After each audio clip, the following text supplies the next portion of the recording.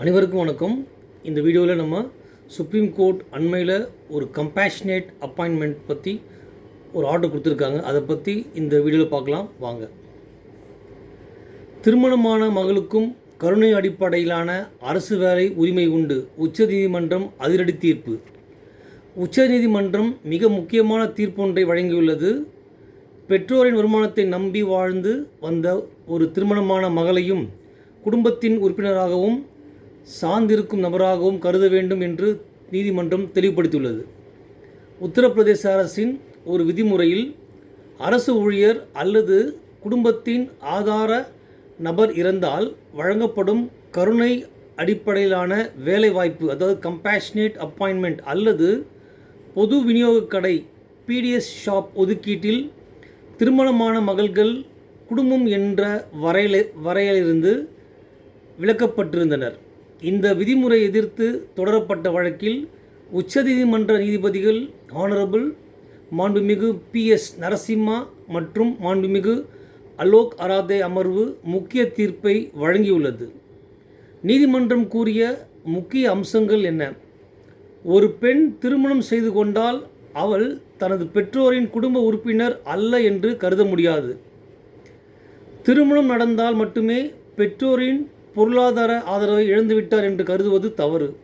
இன்றைய சமூக சூழலில் பல திருமணமான மகள்கள் பெற்றோருடன் வசிக்கின்றனர் அல்லது அவர்களை சார்ந்தே வாழ்கின்றனர். சார்ந்திருத்தல், அதாவது டிபெண்டன்சி என்பது ஒரு உண்மை நிலை. This is question of fact.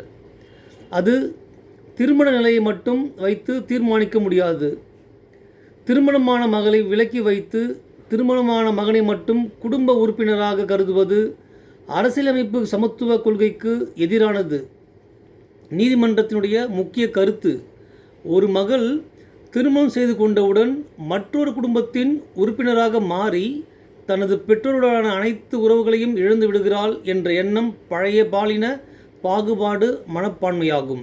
இந்த வகையான கருத்துக்கள் பெண்களுக்கு எதிராக சமூக அநீதியை தொடரச் செய்கின்றன என்றும் நீதிமன்றம் குறிப்பிட்டுள்ளது. அன்பார்ந்த பார்வையாளர்களே, இந்திய உச்சநீதிமன்றம் இன்று பெண்களின் உரிமையை வலுப்படுத்தும் வரலாற்று சிறப்புமிக்க தீர்ப்பை வழங்கியுள்ளது. பல ஆண்டுகளாக அரசு விதிமுறைகளில் திருமணமான மகள்கள் பெற்றோரின் குடும்ப உறுப்பினராக கருதப்படாமல் இருந்தனர். இதனால் பெற்றோர் இறந்த பிறகு கிடைக்க வேண்டிய கருணை அடிப்படையிலான வேலைவாய்ப்புகள் மற்றும் பிற நலன்களை பெற முடியாத நிலை ஏற்பட்டது. ஆனால் தற்போது உச்சநீதிமன்றம் திருமணமான மகள் என்பதற்காக மட்டும் அவளை குடும்ப உறுப்பினர் அல்ல என்று கூற முடியாது என்று தெளிவாக கூறியுள்ளது. இது வெறும் சட்ட தீர்ப்பு மட்டுமல்ல, பெண்கள் மீதான சமூக பார்வையில் மாற்றத்தை ஏற்படுத்தும் தீர்ப்பாகவும் பார்க்கப்படுகிறது. நமது சமூகத்தில் இன்னும் பலர் திருமணமான பெண் கணவன் வீட்டிற்கு சென்றவுடன் பெற்றோருடன் உள்ள உறவு முடிந்துவிடுகிறது என்று நினைக்கின்றனர். ஆனால் உண்மையில் பல மகள்கள் தங்கள் பெற்றோரை கவனித்துக் கொள்கிறார்கள். சிலர் பெற்றோருடன் வசிக்கிறார்கள். சிலர் பெற்றோரின் பொருளாதார உதவியை நம்பியே வாழ்கின்றனர். அப்படி இருக்கும்போது திருமணமானவர் என்ற ஒரு காரணத்திற்காக அவர்களை அரசு நலனில் இருந்து விலக்குவது நியாயமா என்ற கேள்விக்கு உச்சநீதிமன்றம் இல்லை என்ற பதில் அளித்துள்ளது.